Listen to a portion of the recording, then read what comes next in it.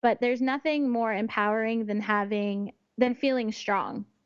And to me, that feeling of being strong gives you confidence.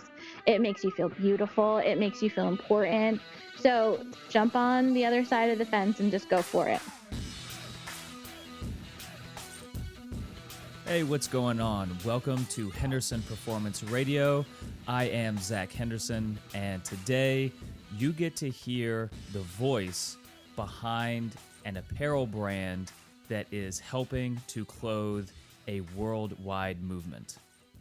If you are involved in powerlifting in any capacity, you've no doubt seen her gear, or you might have some in your closet, or at the very least, you are probably familiar with the Facebook and Instagram accounts that highlight female strength and powerlifting athletes from all over the world. And of course, I am speaking of Girls Who Powerlift and the founder, Miss Ivy Knight.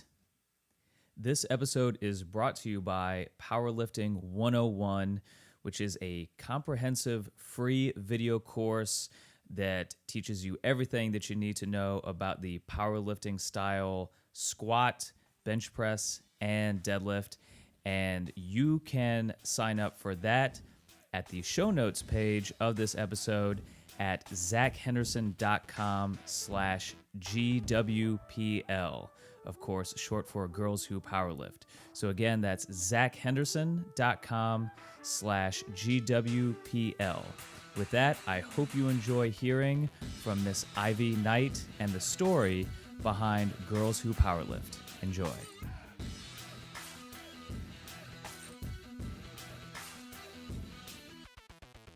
All right, y'all, we are on the line with Miss Ivy Knight, who is the operator behind Girls Who Powerlift, the clothing company that is truly helping to clothe a international movement. Ivy, how you doing today?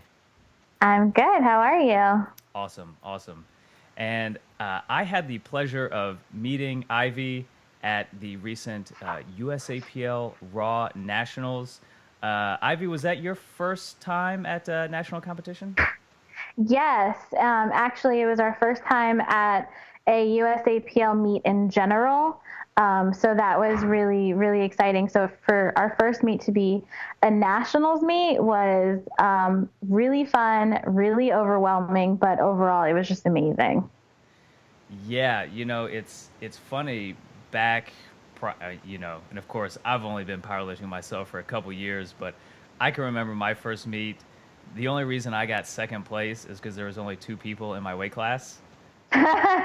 And now you cannot, especially with USAPL, you cannot, it's like standing room only for like any meet, much less It's nationals. true. It's true. Let's talk a little bit about obviously Girls Who Powerlift. I'm just stalking out your Instagram here, and it looks like you're approaching 4,000 posts, and of course, getting up close to 80,000 followers. Yeah, it's funny because I honestly can't take credit for all of that. I do a good amount of the posting, but my husband does as well. He is by trade a social media marketer. So he's kind of like been such a huge part of the company, just because he's able to, he really taught me how to speak to people, and he cares as much about powerlifting as I do. So us working together has really what made the Instagram grow. It's truly amazing. I think I can probably somewhat vaguely remember about a year ago, one of my clients at the gym that I was training at came in with a Girls Who Powerlift T-shirt, I believe, and I was like, "Huh, what's that?" And then it wasn't, but maybe a couple months later, till I obviously found, the Instagram, and then of course, over the course of several more competitions, you look around, and everybody is sporting the Girls Who Powerlift gear. It's awesome. It's really exciting though, because I mean, to me, it's more about just a t-shirt. It's about the community, and like, it's kind of, and I say this, obviously, I'm proudful about it, but it's like a badge of honor to be a girl who powerlifts. It's like a huge deal now. Absolutely. And I think what you're doing is even more important than like a Reebok or a Nike, because not only are you a small independent operation, but you're truly, for lack of a better term, in the trenches and truly helping to grow this somewhat small but exponentially growing community of people that and athletes that, with the magic and the connectivity of the internet, is something that really needs to happen. And I'm glad that, especially, you know, hopefully by the time that this podcast comes out, you'll certainly be way over 80,000 followers. And I think probably the most important thing, even from that, is, you're helping to inspire, young women and women, certainly of all ages, to participate in this very, very empowering sport. Yeah, it's exciting, because when my first meet that I ever went to was probably about 3 years ago, and I could say that there were more women in the stands in the sense of mothers and wives and daughters who are supporting the men in their lives. And now when we go to meets, it's just as many women competing, if not more so in some meets. We actually went to an all women's meet about, I want to say it was at the beginning of last year. Nowadays you go into a meet and you see just as many women competing as men, if not more. And I think it was back in July, we went to the Jen Rotzingers Women's Empowerment Meet, which was it was just women. All the competitors were women. And so to be able to have a full weekend of just female competitors, it's unbelievable. So I'm like, I'm proud to be a part of this sport now. Absolutely. And kind of taking it back just a little bit, tell us a little bit. I know certainly you've written a little bit about it, but of course I'd like to hear the story straight from the source. How did you get into powerlifting yourself? Well, I've always been in the gym per se since I was about 16. I was more, I've always had an issue with my weight personally. So, you go to the gym, and I was doing cardio and I was doing other things, just kind of meandering. And then my husband started to follow some more well-known and powerlifters on Instagram and whatnot, like your Dan Greens of the world. And so he started getting into powerlifting, and he's always a big encouraging person in my life. So he's like, hey, let's just, let's try it. I think the first thing I ever did was a squat. So we did that, and I was like, wow, this is pretty cool. Like, I feel really strong. And then from there, he started teaching me the ins and outs of deadlifting and bench pressing, which are not things that I had ever done before, because I'm like, I can't do that. I'm a girl. Like, I belong on the treadmill. So then we started doing some research, and we found out that I think it was RUM 6 or 7, was actually in our neighborhood. So we're like, wow, like, how do these people even know, like, about this sport? Because to us, it was so foreign, it was just something that we saw on Instagram. And then we found out that there was a local powerlifting team. So we joined the team. It didn't work out for a long term, but we learned a lot while we were there. And I guess the rest is history. We kind of just do our own research. And currently my husband's doing my programming for this meet, which is in 3 weeks. So yeah, I mean, he was always a really big inspiration, but I think then, just following people on Instagram and learning more about the sport, I was like, this is really cool. And like, it's something that I can do. And it's something that I feel empowered doing, because I'm not just kind of walking around the gym, like a lost puppy that doesn't know what they're doing. But, to have the weights on the bar and all of that stuff is just an empowering thing. It's always the kind of the double-edged sword of social media is that it is certainly, I think, the vast majority of the time, uh, it's meant to inspire people, but of course there are certain approaches to social media that certainly turn a lot of people off and don't exactly Hmm. create the kind of positive change that we would hope. But especially with the whole powerlifting industry, I guess it can be so intimidating as a nebulous concept, but when you actually speak to people or see people being very transparent with their struggles and Hmm. taking the time out to certainly train and help and encourage one another, it's I've never experienced a more welcoming community, personally, and it's It's great true. obviously that Girls Who Powerlift is now a huge part of that, you know encouraging parts, motivating parts, the breaking down barriers part that social media can provide. And I appreciate that so much because to me, I just live in my house and I'm this just a regular person who I just like powerlifting, and I have an Instagram, and it turned into this bigger picture. But I mean, I always thought about if I were to ask someone's opinion, how would I want them to approach me? And so that's kind of my approach when it comes to Instagram and it comes to encouraging people is, how would I want someone to talk to me? And I am not an expert by any means. Everything that I learned is via research or asking and talking. So that's always my approach to people is, this community is so welcoming and so warm. So just talk to people, ask people, and that's all you can do, and learn and grow from there. But it's not something that literally anybody can start powerlifting, literally. So it's such a love, like I love it. Yeah, it's definitely a sport for the people, and Mhm. it's certainly found its niche in people who are super competitive, Yeah. but for one reason or another don't want to do the whole traditional team sport side of things. Yeah. At least that's how I kind of fell into it. But now, how long after, like, let's say, getting into powerlifting, how long after that did the idea for this brand, this clothing company, come into existence?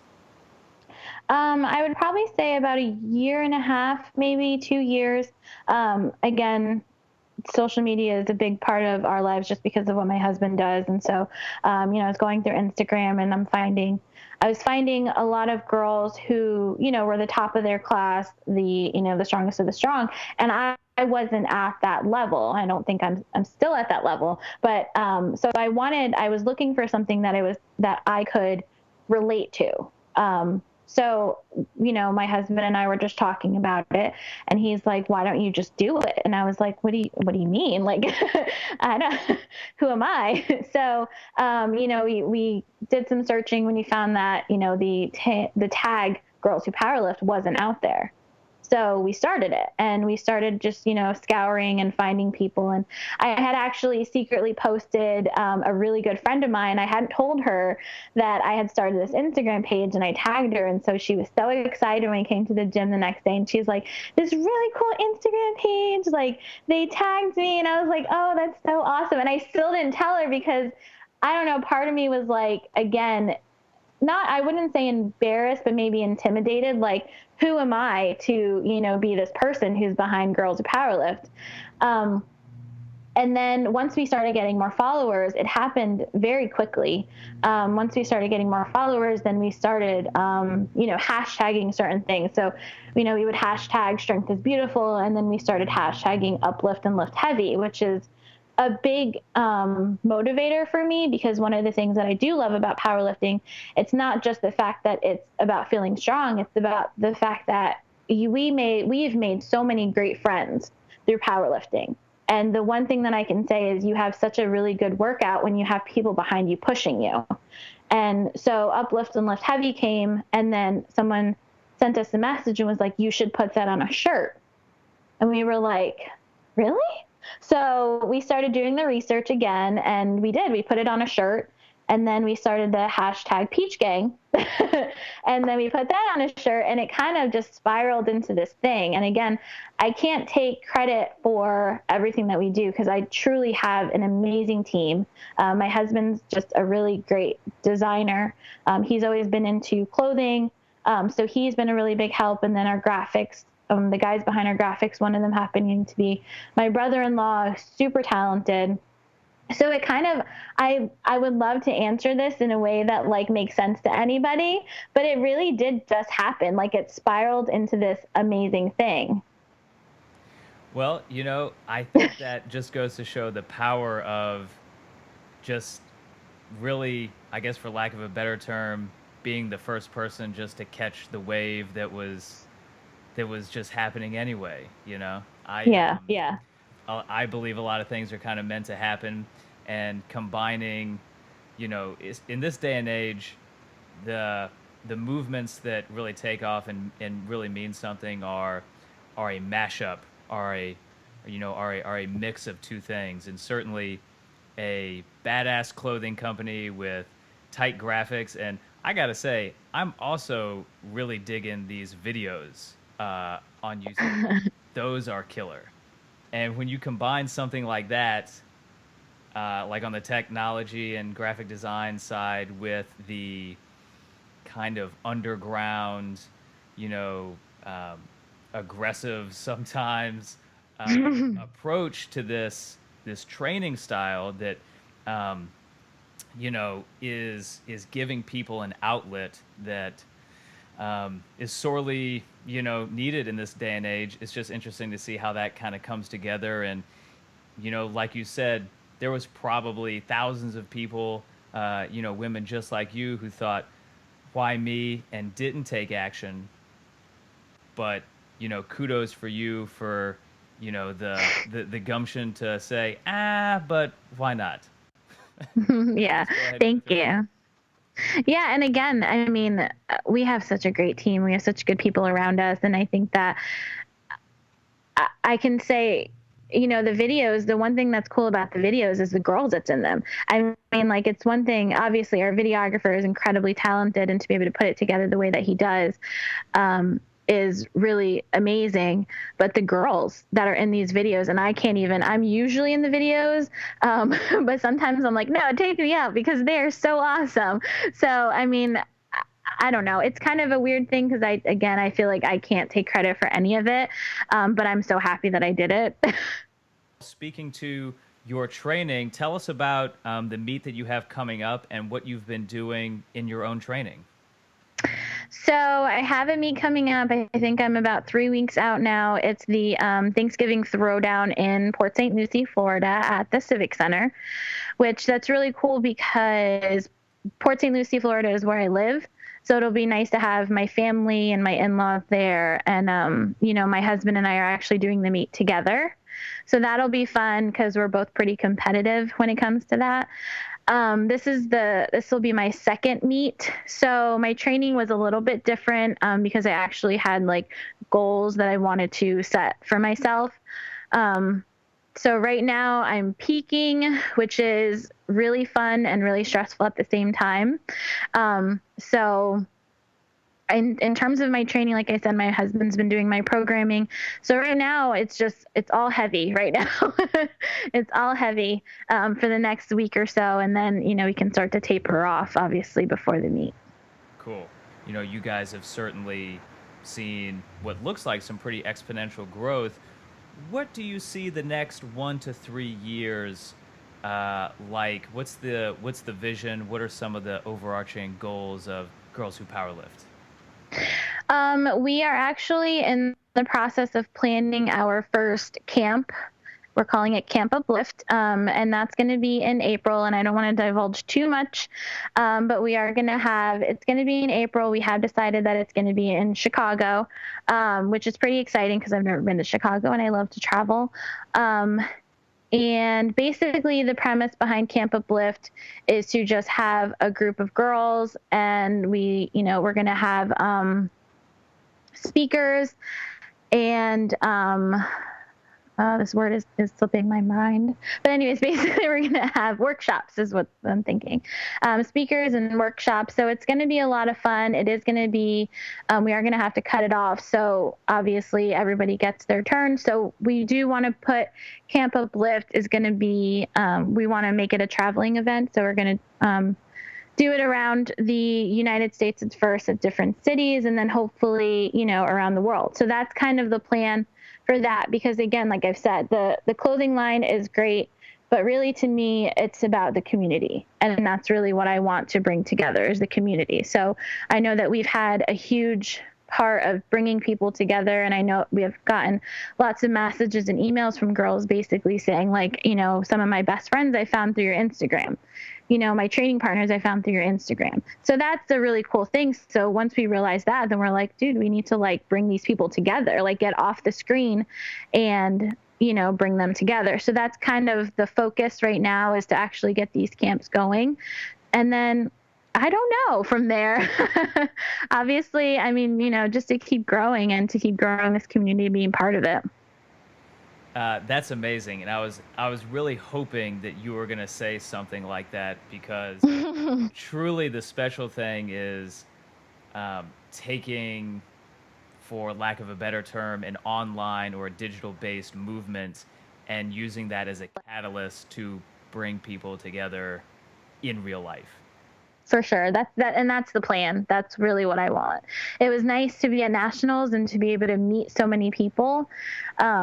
And be able to talk with them in person and give them hugs. And obviously I'm a hugger. So that was fun. And I was like, you know what, this we're on the right track because meeting people that you've looked up to online it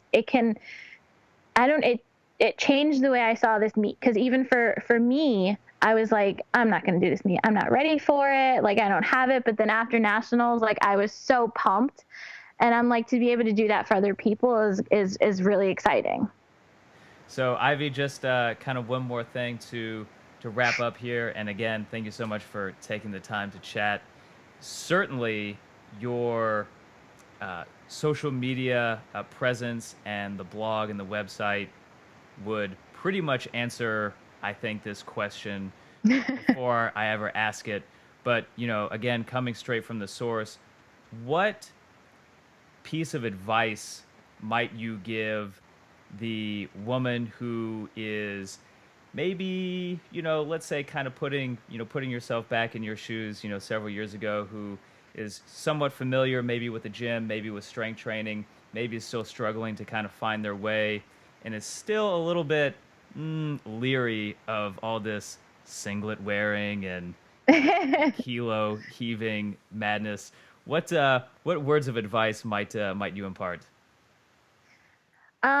Just do it. It's honestly one of the most fun I've ever had in my life. And that's, to me, I feel like that's kind of a sad thing because I'm 31 and I really wish that someone would have had encouraged me to do this a long time ago. But there's nothing more empowering than feeling strong. And to me, that feeling of being strong gives you confidence. It makes you feel beautiful. It makes you feel important. So to me, jump on the other side of the fence and just go for it. Doesn't get much better than that.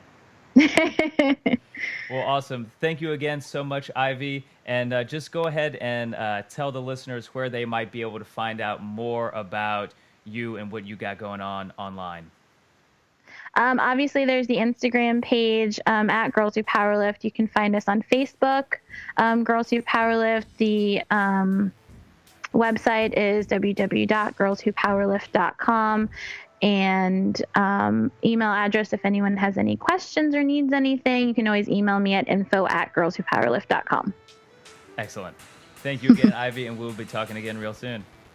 Cool. Thank you. All right. Well, that does it for today. Thank you so much for listening in.